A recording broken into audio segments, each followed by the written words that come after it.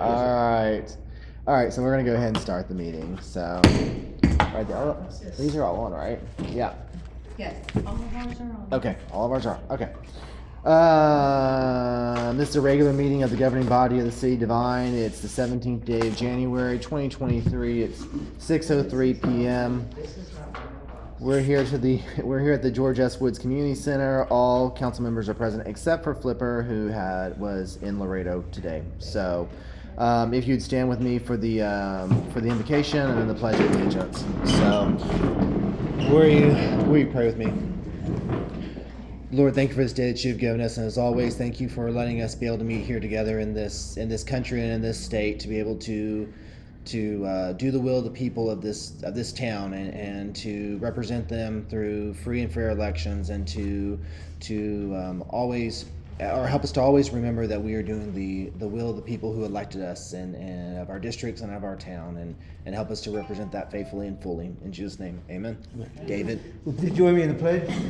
I pledge allegiance to the flag of the United States of America and to the republic for which it stands, one nation, under God, indivisible, with liberty and justice for all. Angela. Honor the Texas flag. I pledge allegiance to thee, Texas, one state under God, one and indivisible. Please be seated.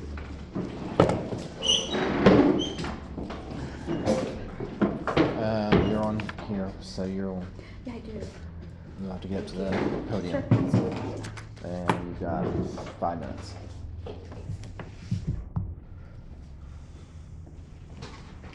Good evening, everyone. I'm Councilwoman Pachardo for District 2.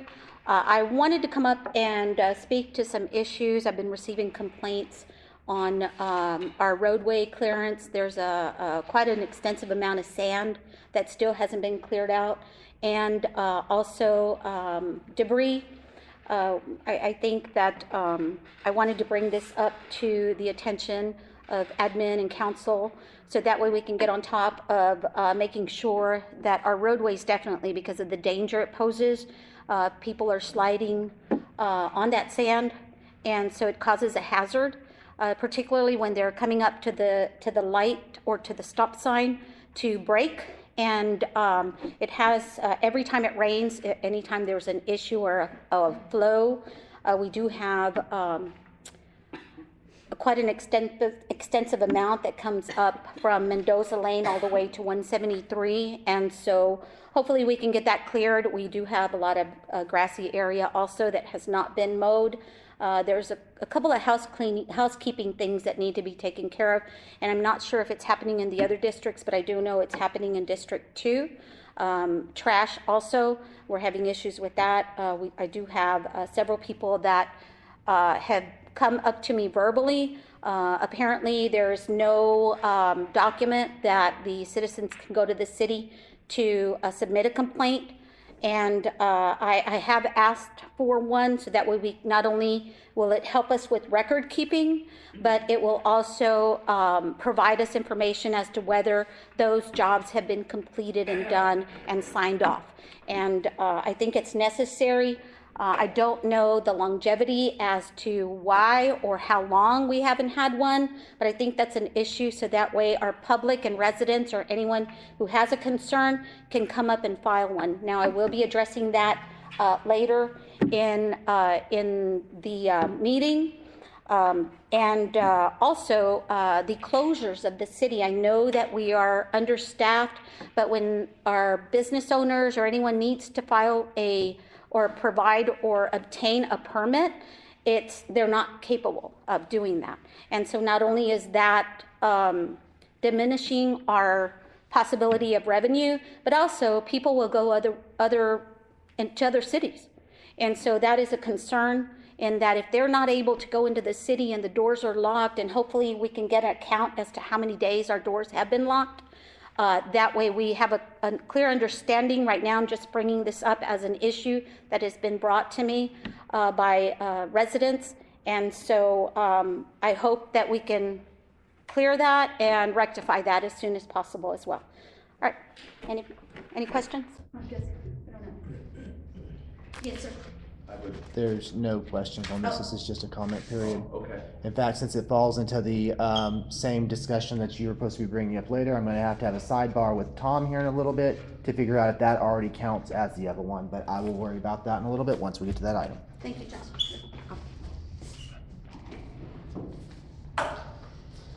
Okay. I should just group these into one. Is there any public recognition that council has? Go ahead. I was supposed to say thanks to Public Work folks. They did a really nice job cleaning up the sides of the streets and around the curb. Unfortunately, we had a big rain and then it washed a whole bunch of stuff right back where it was. But thanks to those guys for getting out there and getting after it. I do have a public recognition also as well. The workers that are installing the water line, they're doing the best they can. They are understaffed as well. And I have been approached by several individuals that are working. And so they're having difficulty. Well, I think it's lack of communication or non-communication with the City Hall. And so I asked them to please go and speak with Dora. And there was supposed to be a meeting on Thursday of last week, and they were having difficulty scheduling that meeting. And my understanding is that I knew you were overwhelmed, Dora. That's what I was told. But of course, you know, it's hearsay. And so if there are any issues with the installation, if we could please have some type of notification, that would be great. We haven't had water in our district for about 3 to 4 days now, and they turn it off during the day. And as I was leaving, we still hadn't had the water turned on, so the residents are pretty upset. And I was advised by, or not advised. Public recognition. Oh, I'm sorry. Yeah, I just want to recognize those guys because they're having such a difficult time. Thank you. Employee recognition. No. All right. 6, consider approval of council minutes. This is the special council meeting for October 25th of 22 and the regular meeting minutes for November 15th of 22.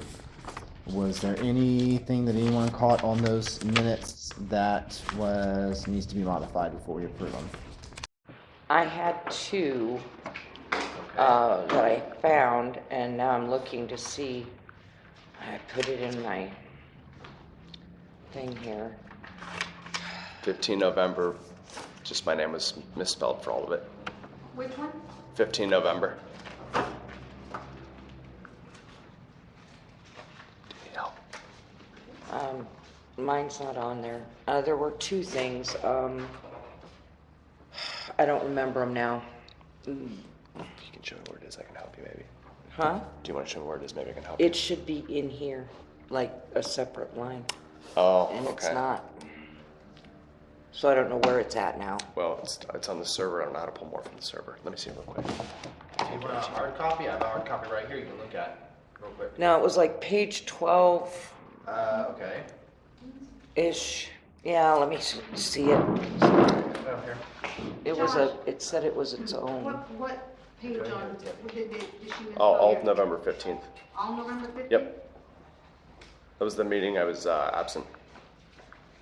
October 25th. And you said that she spelled your name wrong? Yeah. There's just an IE instead of an EY. Oh, yeah, I think I had that too.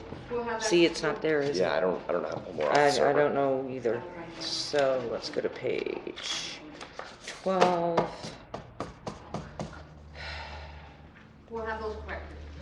Okay, yes, page 12, the paragraph that starts with City Attorney Tom Kate on page 12 of October 25th. Second line, and it says has hired a lawyer and they are in negations with the law firm. I think that's negotiations. It needs to be fixed. And then there was another one. I don't remember. Good eye. This is off my. I'm impressed. Oh, Halloween. Okay, page 14, under the informational, down towards the bottom, Halloween night. Okay. Second to last word of the paragraph, I think should have been Halloween, not Halloween. Oh, yes.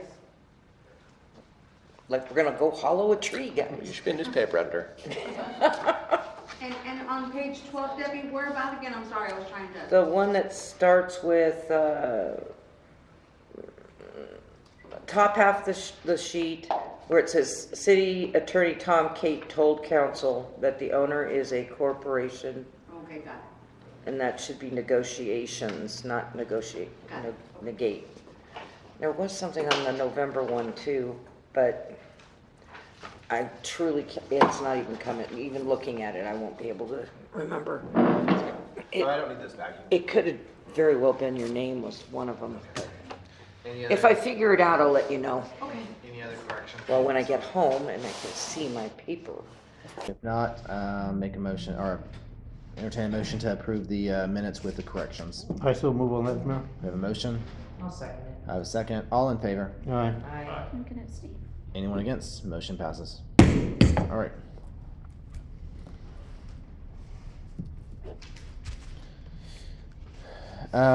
Consider an act upon, this is warrant item 7. Consider an act upon council to approve city lighting replacement upon failure agreement submitted by AEP.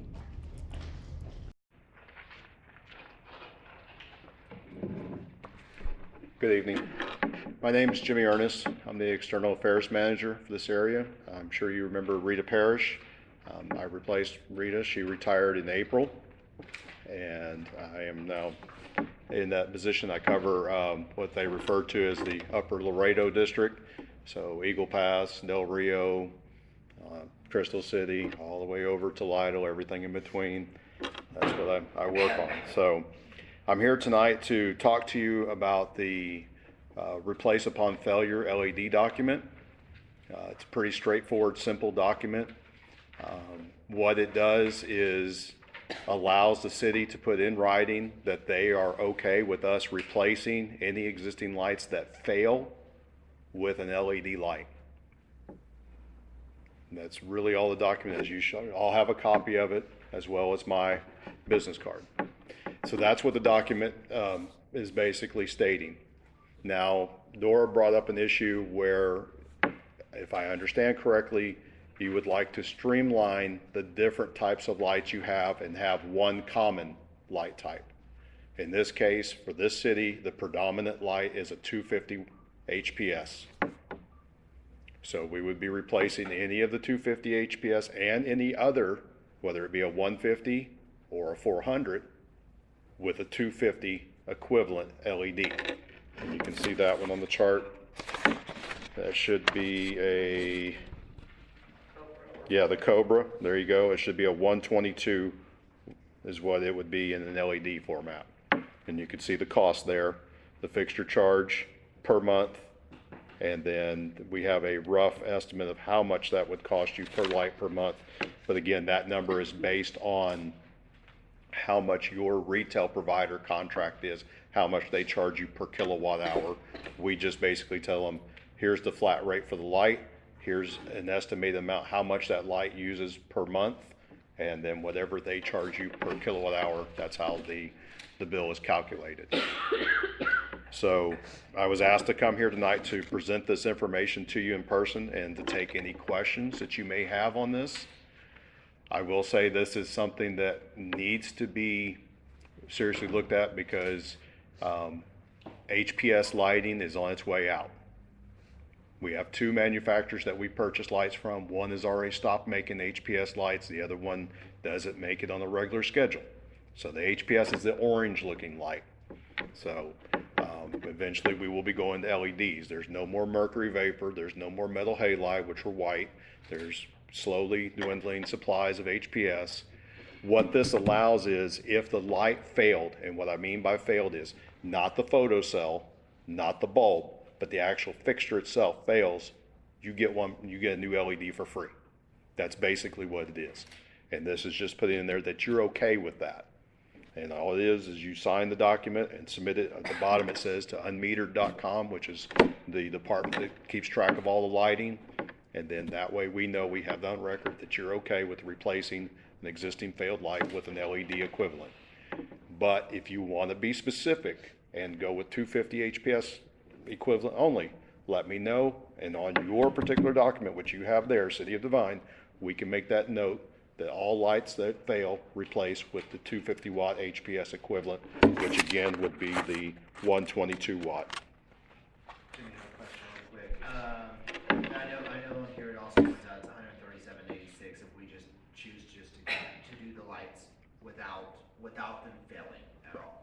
If we decide to go ahead and make a notation of that, it's gonna be the 250 Right. LED. Are we gonna be charged,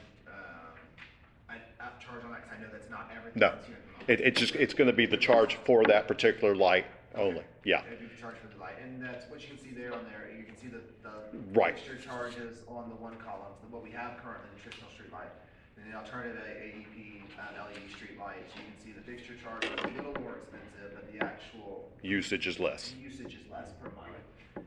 So really, we should be saving long term as long as we don't actually go out and decide we want to replace every light all at once and just let it naturally happen Right. throughout the AEP, throughout the lifespan of that particular light. Go ahead. If the bulb dies. We replace the bulb, yes. We would replace it with an LED then. No, it would be what it is. If it's a 250 watt HPS and the bulb fails, then we just replace that bulb with another 250 watt HPS bulb while we have them. If the light becomes obsolete because that's no longer available, then it falls into the same category as a light failure. I was hoping we could change it. I know.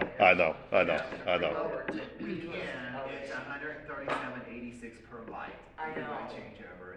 The reality is that, and as it's kind of noted here, so say they replace say we have a light out here, it goes out, it gets replaced with LED. If someone was to happen to that light in the photo cell or something, correct me if I'm wrong, Yeah. y'all would still, they would fix it, but they're not gonna replace it. Yeah. So they will fix these lights as long as there's parts to fix them, but at that point, as he's pointing out, real soon they're becoming very obsolete, so. How many do we have in the city now, do you know? Approximately on billing, we're looking about 260 that you're being billed for the 250 HPS.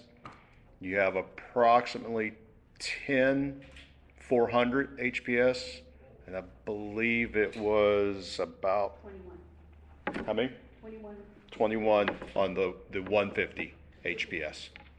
So like I said, the predominant use is, now again, if you have a situation where we end up replacing with a 250 watt equivalent and it's too much light, we can come back and change it to a lesser light and adjust the billing.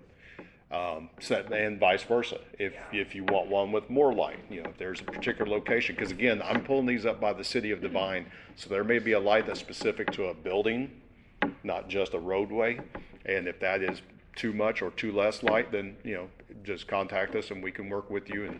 And basically what we do on the billing, and Dora can attest to this, we have what we refer to as an ESID number, and that's, just think of it as an account number, but it's for a specific light type.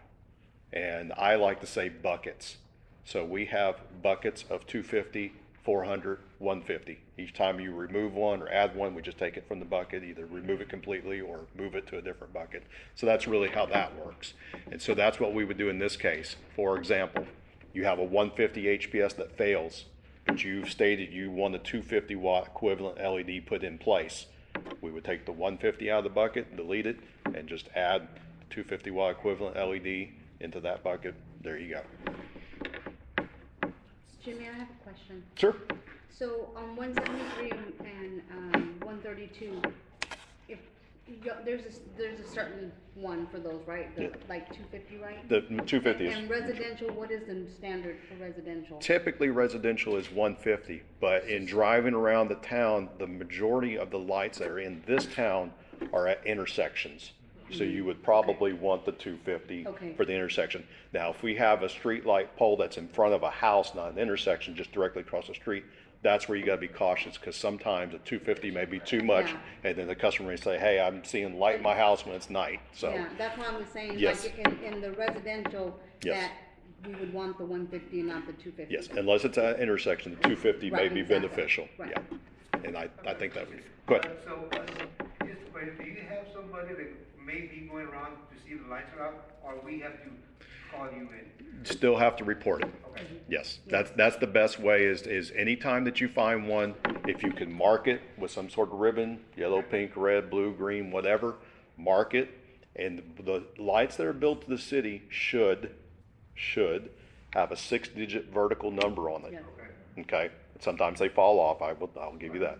But if you can have that number and you mark it and give a nearest intersection or address across to, that way we have something, to definitely find it, then that'd be good. And all new installations would be LEDs. Correct. Yeah, David, and Eddie does get calls, cause I know he's reached out to Hazel. Yeah. And so he sends to have replaced because people call in that the lights are out. And Hazel covers the same area I do. She's customer service, I'm external affairs. I deal more with the mayors, city managers and everything. She deals more with individual customers and small commercial and everything. But we all work and cover each other. So either one of us is good to be. She does a great job. Yes, she does. And Yes, she I does. think it's a certain email that Eddie has to send it to. To unmetered. Uh-huh. But to answer your question, David, this particular form that you're filling out is only going to deal with the existing lights you have. So if you request a new install, and Dora knows the process, you will have to state in that letter where you want it and what size you want it. Yeah, if it's not a It's not fail. gonna be an automatic 250, so if there's a new install, like there was one recently we Howell. did By on my house. Howell. Yeah. That has to state from the city what type and size of light they want. Okay. So this form that you're filling is strictly for the existing lights. I know. Thank you, ma'am. I don't think because we do, I don't know if we wanna make it 250 across the board, only because I do know there are certain poles that do sit in front of people's houses. Mhm, mhm. I would say that basically if it sits in front of a person's house, then it's 150 or whatever, but everything else can be 250 without a problem. I say let's just leave it as it is, as it replaced with an equivalent. And then if there's one that you see needs to be brighter or dimmer, get with us and we can make that adjustment. Yeah, it's not hard. Yeah, that was my question as to whether they could be exchanged. Let's say, they're putting in a residential area and you have a 250 that's blaring, or we're able to go ahead and switch it out Yeah, as long as we yeah. make the call. And You can that way- contact either one of us directly and we'll be more than happy to get an order for you and get that taken care of and make sure, follow up on that. And Jimmy, what about directional? Like, let's say, I know in airports, we try to minimize light pollution Mhm. in certain areas, and so, particularly in parks. Right, right. Although you want safety. Right. We still have to consider light pollution.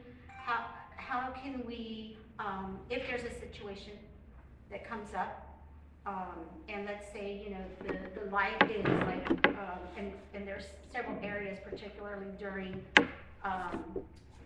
fireworks season, Mhm. where they have the poles Right. up and they have these lights that are blaring. So you're and- referring to dark sky, basically. Correct. Yeah. We do, again, supply chain issue. AEP did not initially have dark sky compliant lights. We are starting to get some, but supply chain issues are hampering. We had some cities that put an ordinance in stating that all lights had to be dark sky. So we, as a company overall, we've scrambled to do our best, but, supply chain has worked against us in this issue, but we are starting to get some in. So if we have an issue, let me know, and then I'll see what I can do supply chain wise to see if we can get, some ordered and get them in place. But it's doable. It's doable. So basically, we could say yes to this because, well, it has to be done, but for next year, we could put this up in our budget to change everything over to LED. It's about $40,000, by the way. I kind of Well, did a rough guesstimate. that, or if you wanted to do it incrementally, if you wanted to pick particular streets that are, high traffic areas that, people notice the light, you can start there. I mean, you don't have to do it all at once. I know, but we don't have it in the budget to do it No. I'm just saying, I we understand. could do it Understand. with that amount. Yeah, I mean, next year we could, in the budget process, we could sit down and say, look, we just need to make a note that would be something that we want to do and start switching them out. I mean, it would be nicer from a perspective, and it's very visual perspective. So Yes. Just take it but when you look down the street, you don't have multicolored Correct. lights. Yeah. As Yeah. you look down the street, like, oh, like 2 of them are white because they're LED, and then like one's orange and then one's like yellow. Yeah, I mean, it would be nicer, but you're right. Right this year, no, but that's okay. This would still work because once they start switching it out, they would already we may be ahead of the game on at least a few lights. Right. Yeah, You never know. it might even be worth somebody going and doing a sweep and start marking them, because you may have more than you think you have, and there you go, a bunch of LEDs right off the bat. It definitely would be cost effective. Yes. In the long term. In the long term, it Yes. saves us money. Yes, Yeah. yes. Yes. What's the breakdown here in the fixture charge versus the total charge per month? The total charge is, like I said, that is including the price per kilowatt hour, and it says right there on the bottom, the little asterisk, that's assuming that you're being charged 15 cents, yeah, per kilowatt hour for the light. So that, with that calculation in mind, that's what you're getting. Yeah, yeah, that's a total charge, yes. What's the cost per light bulb for replacing our current HPS fixtures? You don't get charged. You just get a flat rate for the light fixture itself, and then a flat rate of how much the kilowatt hour. You know, we estimate how many the kilowatt hours per month, and then the only thing that varies is how much your retail provider charges you per kilowatt hour. You're paying a monthly fee for these lights. So if a photo cell fails, we replace it. If a bulb fails, we replace it. There's no cost because you're paying a fee per month for that light. Okay, you were talking about other parts of the LED light fixture. The light fixture on the LED is basically the photo cell on the head. Okay. Yeah, if that goes, I mean, if the bulb or something goes out, they change out the head completely. Oh, okay. So Yeah, because they're little micro pieces of that make the light, little diodes. So there's no way to just at this time to just change that part out. The whole head comes off and a new head comes on. Okay, so we don't have to pay every time. No. Okay, It's all right. it's the same as what you have now. You're paying a fee per month, and that covers any repairs. Okay. All this does is just say you're okay changing from what's there to an LED. Okay. And the reason being, just like he pointed out, some cities didn't like orange, white, orange, white. So, you know, they didn't want the LEDs. They wanted to stick with HPS. But at this point in the game, if you no longer have HPS available, you're going to have to convert. So you might as well convert under this method because you're getting it for free. Might as well schedule for this. So, question, what is the average lifespan of your LED light fixture versus your HPS fixture? The manufacturers are saying 30 years for the LED. Okay. What are they actually? Well, too early to tell because we haven't got that far down the road with them. We're not 30 years into it, John. Yeah, exactly. I know my refrigerators, my new electronics aren't lasting as long Yeah. as they say they will. Honestly, it's almost like the HPS. It's like when I put the LED bulbs in my house and it said they were going to last 30 years. I had some that didn't even make it a year, and I have others that are still going. I mean, there could have been a defect in the product that was so minute that, it shows itself earlier than it should have. Who knows? But again, if it fails, you're getting it with another one put back in, no charge. Well, my thought process on this is, Okay. Whenever we go to do change out, we pursue that dark skies Right. lighting, and if you don't have it available, stick with what we got, because I don't want to be stuck with that Yeah. way we don't have different. Right. We go all LED, but stuff doesn't match. Right. If you have particular areas at the time that you're budgeting to change to LED that you think you may want a dark sky light, leave that off the list if we don't have that available, and we can do that at a later date when they become available. Yeah, I think that answers your question. Yep. Okay. So, Just, we're okay with this then? Yeah, I'm okay. What I need is just a motion to go ahead and, let me make sure. Right. Yeah, we just need to approve the lighting replace upon failure agreement. I'll make the motion. I second. I have a motion, I have a second, all in favor? Aye. Anyone against? Motion passes. well, Hey, thank y'all for having me. No, I thank appreciate you, it. thank you for Very coming happy out to and helping meet us Mr. and, Kate. We're going to be working on the franchise agreement that expired in September, so we'll be working on the new one. Lovely. Hazel, can I get your card? Thank y'all, appreciate it. Thank you, Jimmy. oh, maybe over here. I'll go. I'll text Jimmy and see if. Yeah, I'll send you. Thank you. Or I can give him your information. Yeah, I'll text it to you. I appreciate It'd be it. great to have. And I do have my cell phone number, best number to reach me, text me, call me, whatever. I'll be more than happy to help. Thank you. Thank you, sir. Thank you guys, very good to meet y'all. Yes. Thank you. All right, this is number 8. Consider an act upon ratifying and confirming the change order number 1, which was removing the base bid item number 38, removal and disposal of existing AC pipe is for 150 linear foot. It's $10 a linear foot for a total of 39.5. For this is to remove this from the awarded contract. So. Brief story, I guess, on what happened here is we got notified by Texas Water Development, right? Wasn't it Texas Water Development? That we essentially either stop the project or we go ahead and stop the project, or we go ahead and make this modification. So we talked about it, we talked to Tom. Everybody, it's like, all right, well, we need to go ahead and sign this today because we can't have everybody stopping. You can see this was done back on the 6th. And then so what we need to do tonight is just go ahead and ratify it. But if you have questions, go ahead and ask questions. So we're lowering it because are they not taking the pipes away or? JR.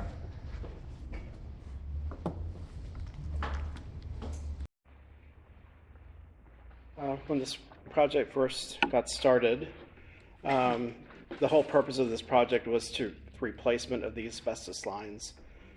And at that time, they had approved the plans, and there was a categorical exclusion environmentally to do that.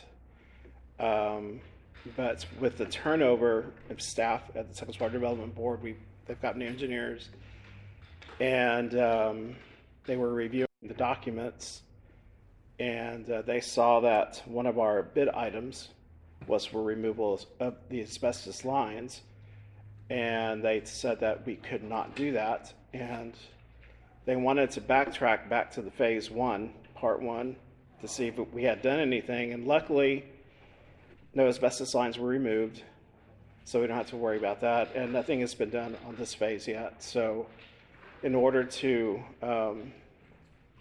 keep the project going with Texas Water Development Board, they are requesting that we remove this item. And what we're going to do is just keep the line in place, abandon them, and at a later time, whenever the city can afford it or we get funding for that, we remove at that time. Basically, we're gonna leave them there to This die. is crazy, but yes, we're gonna leave it there. Got it. Yeah. To be clear, there will not be water transmitted through those lines anymore. Correct. Yeah, we're going to close them off. No more use of the asbestos. Yes. Sounds like a huge liability moving forward.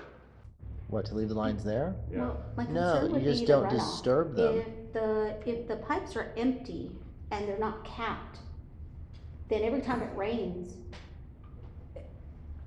the runoff and disbursement into the ground is gonna go into the pipes. And then it'll be everywhere, not just centralized through the pipes.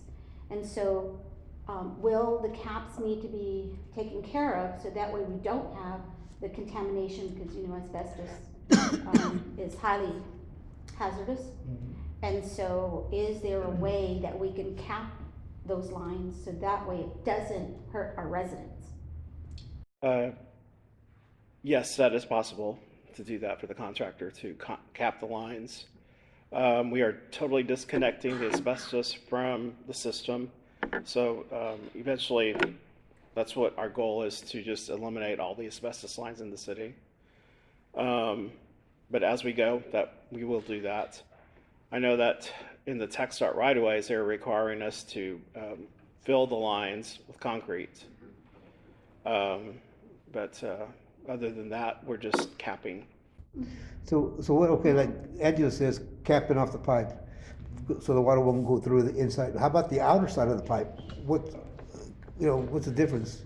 As long as we don't disturb the pipe, because that's where you have problems with the asbestos, is where when you disturb it, when you break it, when you saw cut it, it's the dust and the residue that is dangerous, and that can get released into the water. Right. And so ultimately we try to stay away from the pipe. Do not break it, do not saw it, do not cut it, nothing like that. So it's just going to be an abandonment in place. And So unless they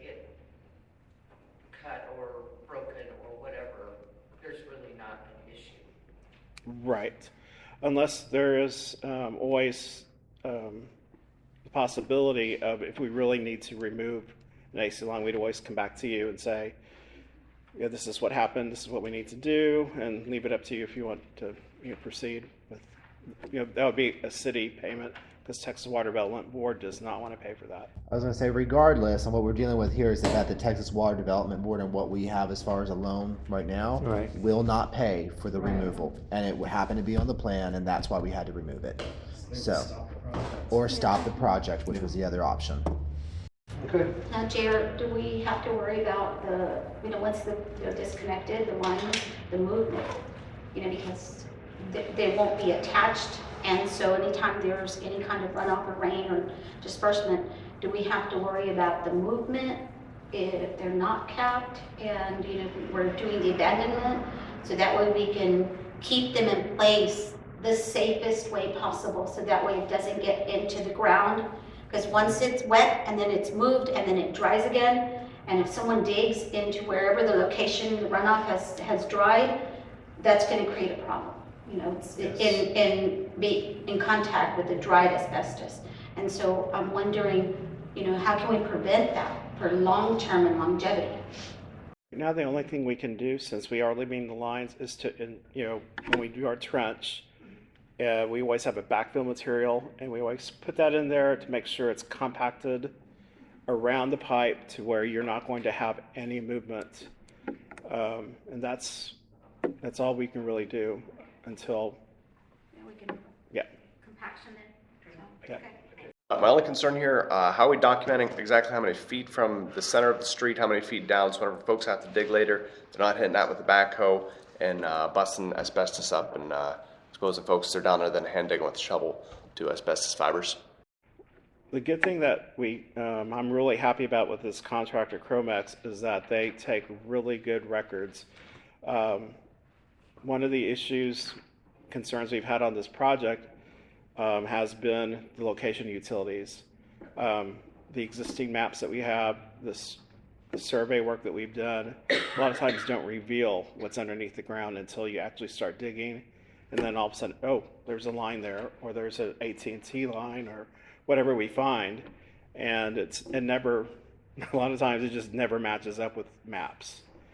And so when we have a lot of investigative work that the contractor does before he starts digging. And there are times where, okay, we have this conflict. What can we do? Well, we can move it over a couple of feet. We make field adjustments.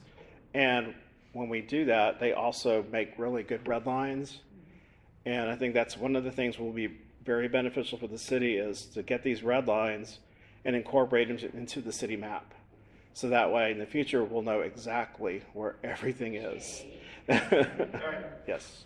I do have to say that I'm very impressed with Flipper. They've been out there checking on the gas lines. And so I want to give comfort to our residents because he has actually himself has gone in and has dug into the holes, and I've seen him out there in our district. And so I want to give him kudos for that, because he is actually out there with a shovel making sure that things are done correctly, and so that is greatly appreciated of our council. That is the test potholing that they're having to do, right? Yes, they do test potholing Yeah. to locate the lines. Yeah, they're the ones that have to do it because we can't do it. Yeah, they Yes, actually yes. did. They're doing a wonderful job. He's great, got a great manager. So. I know that this is totally off topic, but we are down this road, so I'm going to address it real quickly. I know I did. I know you did because you were here, and Debbie, I think you may have been in the audience. Dr. Neal, our city doctor, came in and discussed all of this and what the asbestos that our lines are created out of, what type of asbestos that is. Just as all hemp is not marijuana, not all asbestos is the same either. I don't know, I'm sure there's meeting minutes from it, but I know it was covered quite extensively in the Devine News, so I'd reach out and get a paper from that time because it's not all the same. So there are multiple types of asbestos and asbestos fibers, and they all behave differently. So, That's good to yes. know. Yeah, Okay, let's go forward with but this. we will have to meet the state standards to get our money, our funding. Oh, yes, we Right, need to okay. follow whatever. Which was, that's we had to good. take this off. So they're the professionals, that'll be good. So I'll make a motion to. We just need to ratify to and ratify confirm and this confirm change. Change order number 1, removing the bid base, item number 38. All right, have a I'll motion second that. and a second. All in favor? Aye. Any against? Any abstaining? Motion passes.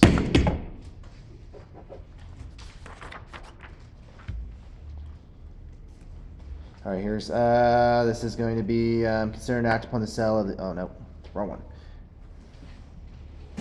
Oh, yeah. Yeah, we're on the right one. 9, consider an act upon the sale of the old Bainwell property. Tom? The floor is yours. All right, well, as council knows, we had a public auction, or we're scheduled a public auction for this property. And, we went out there, I think it was last Tuesday, and we didn't have any bidders. The first Tuesday, I guess, that was last Tuesday, or Tuesday before, actually. We had no bidders. Fred and his wife were there, and Fred told me at that time that he didn't want to bid at the appraised value of the property. And if you recall that the appraised value of the property, 24,000.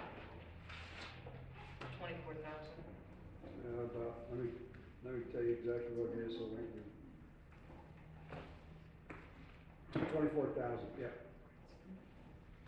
And so, what we can do, I know Fred's still interested in the property, and he's here tonight, he wants to address the council on this. But we can put it back up for auction, we can put a lower price on it, a base bid on it if the council wants to do that. And in talking with the legal department of the Texas Municipal League, they said that the bid on the property could establish the fair market value. Because if you remember, we can't sell the property for less than the fair market value. That's the law. But there is some authority that the bid on the property could establish the fair market value. Tom, as we've kind of discussed as well, it still has to go back to public. We cannot private sell it straight to an individual. No, there's no procedure for that. Right, so it's gonna have to go back to public. So what the council tonight has to decide is whether or not we want to either can we actually just arbitrarily set a new value, or do we have to, so say like if we came in and said, we'll send it back out to auction starting at 15. Would that be something we could do? I think that you can, yes. Okay, or do we just go along and go whatever the high bid is and put no value? But I don't think we can do no based off of what you've told us in the past. Right. It has to have some value that we have to start off with. Right. And we already have an appraisal for 24,000. We do. And the appraisal district, I was showing Fred this, they put a new value on that property for this coming year, and it's over 30,000. Yeah. I'll find that. Anyone who's been to those tax hearings knows they have very inflated ideas of property value. We're all paying for it. We're at 114% increase just in our district, and that's everyone in that, pretty much everyone in that district. So when you're looking at values, there's quite a disparage in 114% increase. If people did not go in and dispute that, then they were pretty much stuck with the tax bill. But there were several. Anyway. Yeah, I was gonna say, but not disputing many it people almost want makes their no sense. They're just difficult to deal with, you know that, you've sat through them, so. I know several were reduced, but again, but at 114%. Yeah. And that, I think that property may butt up to District 2. I think, is it in your district, David? I It's think in it's, David's yeah, because district. I think, District 2's here, and then there's a creek bed, and then I think that property's right next to that. Right. Yeah. So right now, we can lower the bid auction, I think that you can. okay, as to compare to a sealed bid? Well, if you go sealed bid, then that's going to establish it. I think that you can still establish a minimum bid though, David. even on a sealed bid. Okay, Now, there is a lot of debris on that property, is that correct? a lot of debris. Yeah, So and Fred, there- Fred's gonna address that issue, I mean, Okay.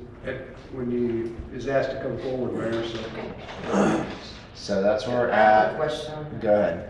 So if we were to say lower to 18, you're saying 30 is what the new one came The out. new appraisal is $39,030.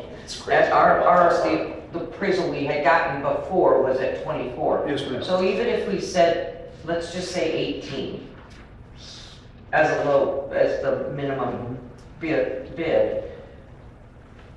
whoever buys it's still gonna have to pay that $37,000 appraisal. Well, Tax, right? technically, no. Technically, they should be able to take that deed or the sales contract to the county, and the county should match it. However, I will tell you, the county probably will only do it for a year or two, and all of a sudden, there it goes back up again. They're like, "Oh, we'll keep you here," but now all of a sudden, Okay. and that's the reason I said it's I just- based off personal experience. Buyer beware on Well, that. the way that works, Debbie, is, I mean, if we sell it now, in order to pay taxes, you have to have owned that property on January the 1st. And right now, it's exempt because it's owned by the city. Correct. Yeah, But so, yes. I'm saying though that whoever buys it, whoever is gonna get taxed on their quote appraisal of the land, not us. Again, I think that you can go forward, and say, hey, I bought this property for 18,000, to use your example. And that's the fair market value. But Fortunately, that, so. like I said, they won't stay long at that. They'll stay for about a year or two, and all of a sudden they'll start cranking it back up. Right. This is why I have issues with. I know. mean, We're all and actually, getting and then part of the biggest issues I had is actually here in downtown on commercial buildings versus what residential is. Like, there's no reason that somebody's, to use Angela's over there, no reason somebody over there should have gone up 100. I know no building downtown went up 110%, but yet there's houses that went up 110%. Like, we won't get into that tonight, but we do need to figure out what we want to do. Fred, do you want to say anything before we move forward? Yes. Go ahead. So, as Tom says, I'm still interested in the property, but I had gone to see Dora after I had a chance to look at the appraisal, and, I felt like it was very, very incorrect. But I wanted to go through the bid process, but it doesn't seem like there's anybody interested, and then if they go look at it, they'll even be less interested. I'm interested in cleaning up the south side of Blue Bonnet. I've bought property in the area and I'd like to clean it up and make it look better. Mr. Herring has some property adjacent to this property, and it's never gonna sell until that area is cleaned up. And then the property across the street's been for sale for a while, and I don't think they've had any offers because there again, it faces this well yard. So what I want the council to consider is put it back up for auction and state that there's a reserve, but don't tell anybody what it is. There isn't anybody that runs an auction and says, here's what I want, because that's not an auction. What you should do is you could say, you could have a reserve, and you could just say there's a reserve, but you don't tell anybody what it is, because if you want to find out what something's worth, then you just put it up for sale and you get the bidding to start, and then you generally get the most money for it after you have competing bidders. But if you kill the deal from the onset, you're never going to make a sale. Well, they're gonna know what we're gonna set it at anyway. I don't think you Otherwise, have to we- state that you're gonna, I think that y'all could probably come up with a number in closed session or something and set a reserve. But if you put a number on it, you're not having a sale. And you're not determining value. And Tom is correct. The bid establishes the value, not an appraiser and not the appraisal district. What someone is willing to pay for the property is what it's I worth. totally understand what you're saying, I So- get it. But don't put a price, But Debbie. we didn't Don't do that. publicize your reserve. Just say, this property is gonna be sold under sealed bid. There is a reserve, but bid it. I don't know, that sounds shady on my. Oh, I don't Well, know. let's look at the legality of it then. I don't And then know. see, because I do know in auctioning, of course, they're privatized auctions, they do put a reserve. Like the seller is putting a reserve on whatever they're selling, and then if they don't meet the reserve, then it's. That was for naught. Yeah. Whatever Another they thing went you to can is do for is naught. you can Right, send a right, bidder, but- the city sends a bidder, and you go to the auction, you buy it back. So, send a council member, and y'all come up with a number that y'all are comfortable with, and the city buys it back. Or there's a no sale, basically, because you already own it. Yeah, or no sale. But anyway, I think if we're gonna really find out what it's worth, that's the way to do it. And then the next thing I want you to think about is, I don't know, it's been 50, 60 years that that property's been off the tax roll.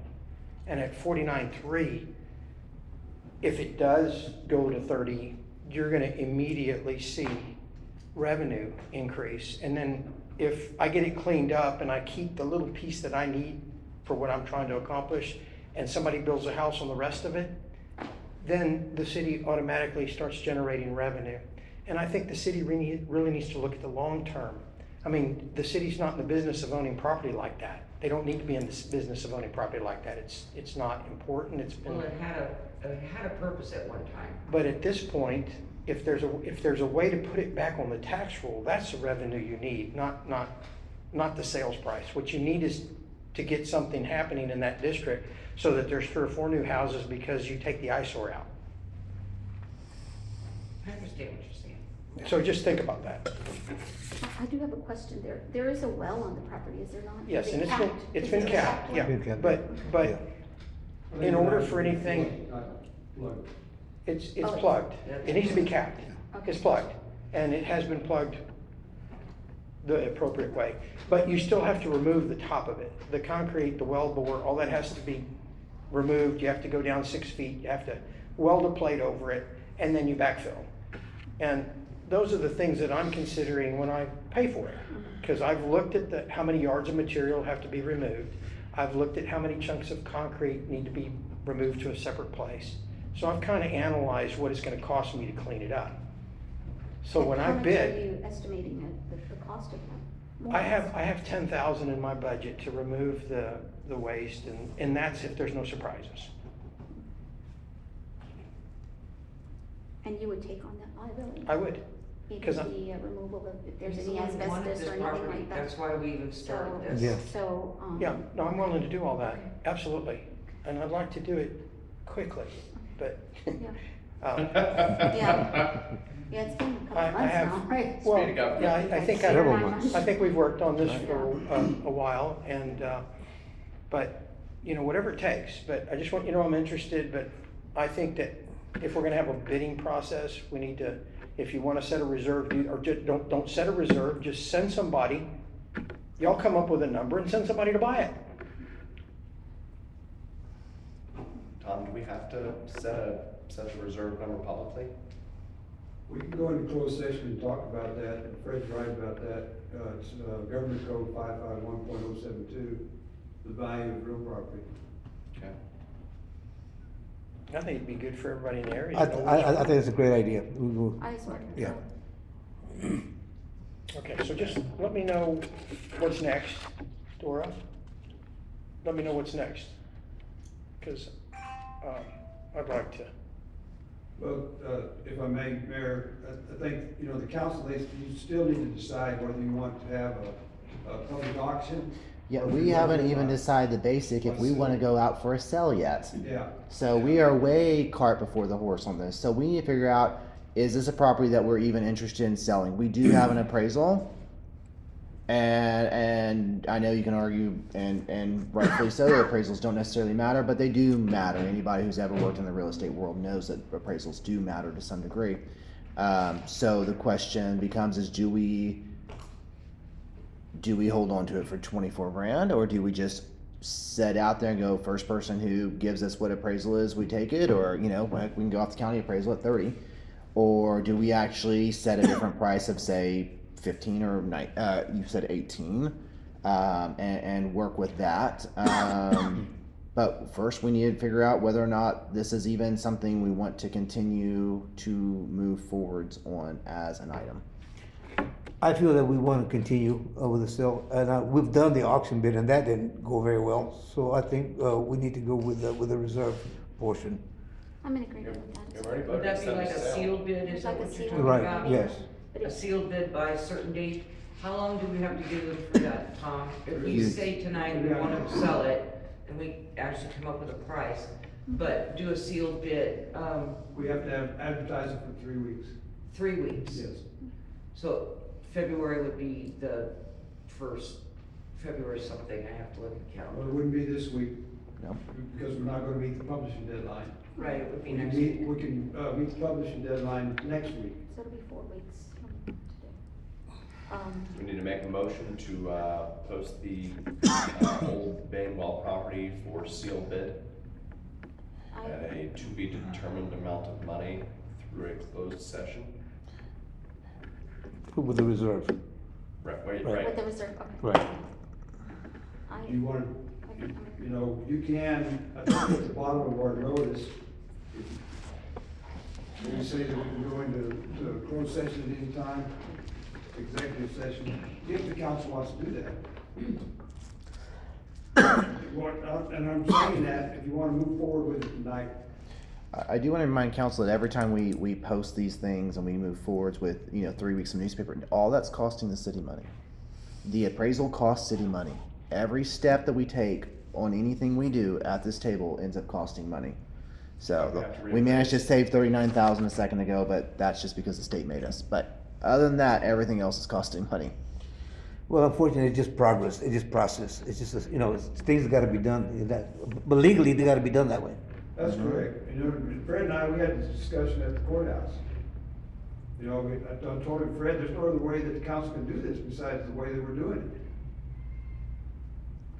So Well- it's either by sealed bid or by public auction, that's what the law provides. If I may suggest, I'd say let's just go into closed session and just get this one step forward. I would like to get this off the city books, get that cleaned Might as up, well. because it's part of town. Especially if he's gonna take the liability of cleaning it up and So that maintaining it, anybody's gonna be and we can taking get on tax liability, be money it Fred, cause you to don't it, know, so. Joe Schmo might come up and Yeah. outbid you. I mean, I'm not saying it will. Right. It's possible. What was the Texas ordinance or the thing? The government code, section 551.072. I would be agreeable to. So we can get this done. We've been at it for a long time. I had this conversation today with someone about how everything takes forever. Yes. Start expediting, yeah. Y'all ready for this? We're gonna go ahead and go into executive session per government code 551.072. To discuss the value of real property. It's 7:01.